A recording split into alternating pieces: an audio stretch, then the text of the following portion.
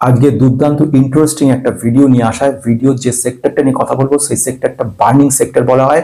আমরা railway sector দেখেছি, defence sector দেখেছি, ডেটা সেন্টার দেখেছি, সব সেক্টর কিন্তু একটা লিমিটেড অর্থাৎ অলরেডি ইনভেস্টেড। কিন্তু আমি যে সেক্টরটা বলছি সেক্টরটা কিন্তু সবে আসা এবং আগামী দিন শুধু এরই ডিমান্ড সব থেকে বেশি থাকবে।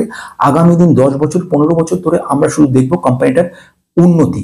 এবং এই কোম্পানির বেসিক্যালি যে সাবজেক্টটা নিয়ে কাজ করছে ওয়াটার ট্রিটমেন্ট, ওয়েস্ট ওয়াটার ট্রিটমেন্টের উপরে কোম্পানি। এই কোম্পানির আমরা এমন 4টে স্টককে গিয়ে বেছে নিয়েছি যে স্টকগুলো 70% বেশি প্রমোটার হোল্ড করছে, প্লাস ডেট ইকুইটি রেশিও খুব কম, অলমোস্ট নীল। কিছু company totally date free company, plus intrinsic value অনেক বেটার। দ্যাট মিনস ভ্যালুয়েশন দিক থেকেও কোম্পানিগুলো দারুণ, প্লাস প্রত্যেকটার অর্ডার বুক মার্কেট ক্যাপের থেকেও বেশি ছাড়িয়ে গেছে। তার মানে বোঝা যাচ্ছে কোম্পানিগুলো কত গুণ বাড়ার ক্ষমতা রাখছে। প্লাস প্লাস সবগুলো স্মল ক্যাপ কোম্পানি। আমরা সেই সমস্ত কোম্পানিগুলো নিয়ে আজকে আলোচনা করব। আসা যাক, এমন একটা সেক্টরকে নিয়ে আলোচনা করতে চলেছি যে সেক্টরটা কিন্তু আগামী ভবিষ্যৎ বলা যেতে পারে। আগামী 10 বছর 15 বছরের জন্য সেক্টরটা কিন্তু শুধু উন্নতি হবে। আমরা অলরেডি রেলওয়ে সেক্টর দেখেছি, ডিফেন্স সেক্টর দেখেছি, অটো ইভি সেক্টর দেখেছি, ডেটা সেন্টার দেখেছি। এগুলো এক ধরনের অলরেডি টাইপ অফ সেক্টর, মানে যেসব সেক্টরের উন্নতি হয়ে গেছে। কিন্তু যে সেক্টরটা এখন বার্নিং ইস্যু রয়েছে, যে সেক্টরটা আগামী ভবিষ্যৎ রয়েছে, সেই সেক্টরটা কোনটা? সেটা হচ্ছে জল। জলই হচ্ছে, জলের অপর নাম হচ্ছে জীবন। অথচ সেই জলের পরিমাণ কিন্তু ক্রমাগত কমে আসছে। আমরা জানি যে 70% জল, 30% স্থল। কিন্তু 70% জল কিন্তু এর মধ্যে মুখে দেওয়ার মতো জল নয়। মানে পানীয় জল বলতে যে জল বোঝায় সেটা শুধুমাত্র ভূগর্ভস্থ জল, মাটির তলা যে জলটা রয়েছে সেই পরিমাণটা ক্রমাগত কমে আসছে। তার কারণ হচ্ছে পপুলেশন যত বৃদ্ধি করছে তত জল টেনে আনা হচ্ছে, জল শেষ হয়ে আসছে। এই 2040 সালের মধ্যে কিন্তু ভারতের জনসংখ্যার অর্ধেকই কিন্তু পানীয় জল পাবে না। এইরকম অবস্থাতে গভর্নমেন্ট অফ ইন্ডিয়া থেকে বিভিন্ন রকম উদ্যোগ গ্রহণ করেছে।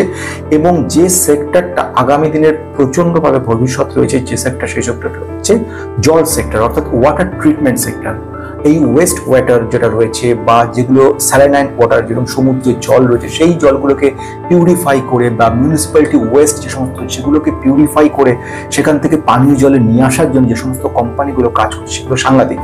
এবারে গভর্নমেন্ট অফ ইন্ডিয়া থেকে বিশেষ ব্যবস্থা গ্রহণ করেছে, যেমন আমরা জানি সেটা হচ্ছে জল জীবন মিশন বা অমৃত মিশন, নমামি গঙ্গে মিশন। এই সব মিশনগুলো কিন্তু প্রচুরভাবে এই জলটাকে প্রিজার্ভ করা, পিউরিফিকেশন করা, এগুলোর জন্য রাখা।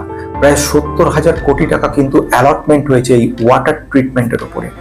এইবারে এই ক্ষেত্রে যে সমস্ত কোম্পানিগুলো কাজ করছে ম্যাক্সিমামই কিন্তু গভর্নমেন্টের পোষণ পাচ্ছে, গভর্নমেন্ট থেকে অর্ডার পাচ্ছে। এবং অর্ডার পাচ্ছে মানে আজকে অর্ডার হলো, আগামীকাল থেকে আর জলের প্রয়োজন পড়বে না, এটা নিশ্চয়ই নয়। সেটা সব যে কোনো মানুষই বুঝতে পারছে যে জলটা হচ্ছে এমনই বস্তু, চিরকাল লাগবে। অর্থাৎ তোমার ডিমান্ড চিরকাল থাকবে। এই ডিমান্ড চিরকাল থাকবে, উত্তরোত্তর বৃদ্ধি পাবে। এবং শুধু ভারত বলে না, সমস্ত গ্লোবালি ভাবে এর ডিমান্ড কিন্তু বহুগুণ বাড়ছে। এবং যত বাড়ছে ততই কিন্তু এইসব কোম্পানিগুলোর প্রয়োজনীয়তা পড়ে যাবে। আজকে বন্ধুরা বেশ কয়েকটা স্টককে নিয়ে আলোচনা করবো এই ওয়াটার ট্রিটমেন্টের উপরে। সবকিছু বলার আগে আমি সকল স্বাগত জানাচ্ছি টেক ইনভেস্টর গ্রুপ পক্ষ থেকে। খুব ইন্টারেস্টিং ভিডিওর মধ্যে যে পয়েন্টটা বলা হয় Indian water and West treatment, এর উপরে 2025 সালে যেখানে প্রজেক্টেড রয়েছে $11 বিলিয়ন যে টোটাল প্রজেক্টটা রয়েছে, যে কাজ রয়েছে, সেটা কিন্তু 2026 সালের মধ্যে 18 বিলিয়ন ডলারে পৌঁছতে চলেছে। মানে বোঝা যাচ্ছে কতটা জাম্প করতে চলেছে। তাহলে মানে এর গুরুত্বটা বোঝা গেল। এবার আসবো স্টকগুলো দিলে। আজকে 4টে স্টককে নিয়ে কথা বলবো আমরা, যে স্টকগুলো খুব বার্নিং জায়গা রয়েছে। যদি আগের ভিডিওটা না দেখে থাকেন তাহলে অবশ্যই ভিডিওটা দেখে নেবেন। সেখানে আমি কিন্তু কম্পারেটিভ আলোচনা করেছিলাম, সেটা হচ্ছে রামবেলে গিয়ে কিন্তু আলোচনাটা করেছিলাম। সেখানে আমি ডিটেলস লিঙ্ক দিয়ে দেওয়ার চেষ্টা করব, সেখানে গিয়ে দেখবেন। আজকে সেখান থেকে পিউরিফাই করে বের করে আনা 4টে স্পেশাল স্টককে নিয়ে কথা বলবো। বলা বাহুল্য স্টকগুলো মাইক্রোক্যাপ, একটা হিউজ পোটেনশিয়াল গ্রোথ রয়েছে সমস্ত স্টকগুলোর মধ্যে। সবকিছু বলার আগে, this videos only for educational purpose, no buy or sell recommendation. Past performance মানে ফিউচার পারফরমেন্স নয়। কোনো রকম রেকমেন্ডেশন করা হচ্ছে না।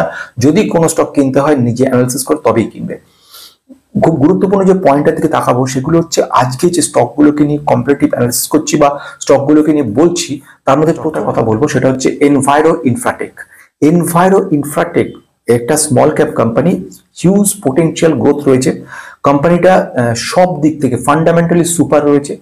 প্রচুর অর্ডার রয়েছে। ইনফ্যাক্ট কোম্পানির এই মুহূর্তে 4,500 কোটির স্মল ক্যাপ কোম্পানি, যার অর্ডার কিন্তু 5,000 কোটি ছাড়িয়ে গেছে।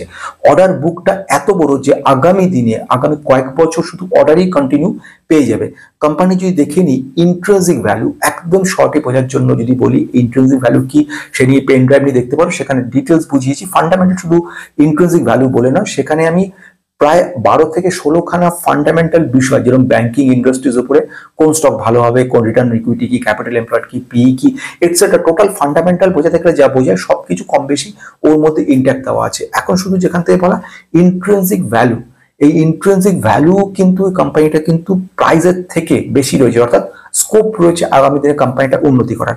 ইন্ট্রিনসিক ভ্যালু যেখানে দেখছি আমরা 499, সেখানে কারেন্ট প্রাইস মোটামুটি 240-35 এর কাছাকাছি রয়েছে। আরেকটা প্যারামিটার দেখবো, debt to equity ratio company রয়েছে 0.24 আর 1 বা তার বেশি হলে আমরা মনে করবো রিস্কি, সে তুলনায় অনেক বেটার জায়গায়। প্রমোটার যারা মালিক কোম্পানি, তারা 70% ধরে রেখেছে, ন্যাচারালি খুব ভালো। এবার আসছি রিটার্ন কিন্তু খুব একটা পাইনি, 16% রিটার্ন পেয়েছে, পজিটিভ রিটার্ন। কিন্তু এই রিটার্ন পাওয়াটা না, আমরা দেখবো আগামী 10 বছর 15 বছরের জন্য। আজকে আমি ইনভেস্ট করলাম, তার মানে আজ থেকে 2 মাস 2 বছর পরে গিয়ে আমাকে ডবল ট্রিপল করে দেবে, এই ধরনের চিন্তা আপনার কখনো যেন মাথায় না থাকে। এটা 10 থেকে 15 বছরের কাজ এবং সেই সময় ধরে আস্তে আস্তে ইমপ্রুভমেন্ট হয়ে যাবে। যে কোম্পানিটাকে যাবো সেটাও দারুণ ইন্টারেস্টিং, ইএমএস। ইএমএস কোম্পানিটা কিন্তু water treatment, wastage treatment, municipal wastage এর উপর কাজকর্মগুলো করে। কোম্পানির ফিউচার পোটেনশিয়াল গ্রোথ হিউজ রয়েছে। কোম্পানির মার্কেট ক্যাপ 3,400 কোটি রয়েছে। That means it is also a small cap company and huge potential growth capability রয়েছে। কোম্পানির অর্ডার বুক যদি একটু নজর রাখো, দেখবে একটা হিউজ লেভেলের অর্ডার বুক কিন্তু এ তৈরি করে রেখেছে। প্রায় খুব কম করে যদি বলি 2,236 কোটি টাকার অর্ডার কিন্তু রয়ে গেছে 3,400 কোটির কোম্পানিটার। এই কোম্পানি অর্ডার রয়েছে, বিমান যদি ইন্ট্রিনসিক ভ্যালু দেখি দেখবো 867, যেখানে কারেন্ট প্রাইস রয়েছে 610। দ্যাট মিনস ইটস অলসো, এটার মার্কেট ক্যাপিটাল রয়েছে 3,400 কোটি। কোম্পানির হিউজ পোটেনশিয়াল ক্যাপাবিলিটি রয়েছে এবং কোম্পানি অর্ডার দুর্দান্ত, সেই কারেন্ট প্রাইস 610। এই অবস্থায় যদি ডেট টু ইকুইটি রেশিও দেখবো 0.09। That means more or less debt free company. Next আসবো প্রোমোটারের সংখ্যা 69.7% প্রোমোটার হোল্ড করে রেখেছে। That means huge potential growth রয়েছে এবং মালিক কোম্পানিটা হোল্ড করছে। দ্যাট মিনস একটা বড় পজিটিভিটি রয়েছে। আমরা রিটার্ন দেখবো লাস্ট 1 ইয়ারের নেগেটিভ -12%। আপাতত নেগেটিভ থাকা, কিন্তু ফিউচারে এগুলো কিন্তু ভালো করতে পারে। চলে একটা পয়েন্ট শুধু ইএমএস এর বলে রাখা দরকার, সেটা হচ্ছে কিছু পরিমাণে প্লেজ করে রেখেছে। বড় বড় অর্ডার পেলে কোম্পানিগুলো 7% মতো প্লেজ করেছে, খুব একটা বেশি নয়। আমি চলে আসবো থার্ড, এই কোম্পানিটা খুব ফ্যান্টাস্টিক কোম্পানি। আমি আগেই বলেছি আমাদের কনসেন্ট্রেশন আজকে শুধু হবে small and micro cap company. সুতরাং লার্জ কোম্পানির মধ্যে বাকি যে কোম্পানি, মিডের মধ্যে যে কোম্পানি, ভাটেক, ওয়াবাগ মিড ক্যাপের মধ্যে ছিল, কির্লোস্কার ছিল, তারপর শক্তি পাম্প ছিল, এরা কিন্তু মিড থেকে লার্জের দিকে যাচ্ছে, সেখানে নয়।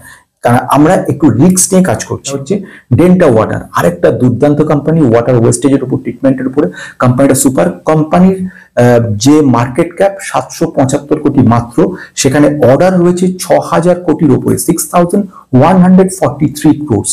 এত বড় একটা অর্ডার বুক নিয়ে কোম্পানিটা কাজ করছে। ম্যাক্সিমাম অর্ডার এসছে গভর্নমেন্টের তরফ থেকে। এই মুহূর্তে যদি ইন্ট্রিনসিক ভ্যালু দেখি 1,443, 1443 হচ্ছে ইন্ট্রিনসিক ভ্যালু, যেখানে কারেন্ট প্রাইস হচ্ছে 290। কোম্পানিটা যদি ডেট টু ইকুইটি রেশিও দেখি এক অলরেডি পুরো নীল, অর্থাৎ কোনো রকম ঋণ নেই, date free company, fully date free company বললে যাবে সেটা। প্রোমোটারের সংখ্যা কত? 72% প্রোমোটার হোল্ড করছে। দ্যাট মিনস হিউজ একটা মানে বড় পরিমাণে কিন্তু প্রোমোটারকে হোল্ড করে রেখে দিচ্ছে। কোম্পানি কিন্তু রিটার্ন 1 ইয়ারের রিটার্ন -15, কিন্তু এই রিটার্ন মানে কোম্পানি খারাপ সেটা কিন্তু নয়। এটার নাম কি? কোম্পানির নাম হচ্ছে ইন্ডিয়ান হিউম। এই যে ইন্ডিয়ান হিউম পাইপ কোম্পানি, এই কোম্পানিটা কিন্তু স্মল ক্যাপ কোম্পানি, 2,400 কোটির কোম্পানি, ওয়াটার ওয়েস্ট ট্রিটমেন্টের উপর কাজকর্মগুলো করে। কোম্পানির যে জায়গাটা রয়েছে অর্ডার বুক 4,000 কোটির অর্ডার বুক রয়েছে এবং যেটাকে বলছি আমি এই মুহূর্তে 572 হচ্ছে এই কোম্পানির এই মুহূর্তে ইন্ট্রিনসিক ভ্যালু, যেখানে কারেন্ট প্রাইস হচ্ছে 448। দ্যাট মিনস এটা কিন্তু ভ্যালুয়েশনের দিক থেকেও কিন্তু সুপার রয়েছে। চিপ ভ্যালুয়েশন বললে যেটা বোঝায় সেটা রয়েছে। এছাড়া আমি ডেট টু ইকুইটি রেশিও দেখি 0.33 হচ্ছে debt to equity ratio. That means খুব মানে ভালো জায়গা রয়েছে, প্রচুর ঋণও নেই আবার খুব কমও নেই, একটা মিডল নিয়ে এগোচ্ছে। প্রোমোটারের সংখ্যা কত? 72.3% প্রোমোটার কিন্তু হোল্ড করে রেখেছে। প্রোমোটার হোল্ডিং যত বেশি হবে আমাদের কাছে ততই কিন্তু কোম্পানিগুলো বেশি মনে হবে গ্রহণযোগ্যতা লাগবে। 4000 কোটি অর্ডার রয়েছে, 2400 কোটির মার্কেট ক্যাপের কোম্পানি। প্রত্যেকটা কোম্পানির হিউজ পরিমাণে অর্ডার বুক রয়েছে। গভর্নমেন্ট অফ ইন্ডিয়া থেকে প্রতিটি কোম্পানিকে কিন্তু প্রচুরভাবে পোষণ করা হচ্ছে, ভালো পরিমাণ অর্ডার পাওয়া যাচ্ছে। এক্সপেক্ট করা যাচ্ছে কোম্পানিগুলো ভবিষ্যতে গিয়ে কিন্তু দুর্দান্ত করবে। আজকের মতো শেষ হলো।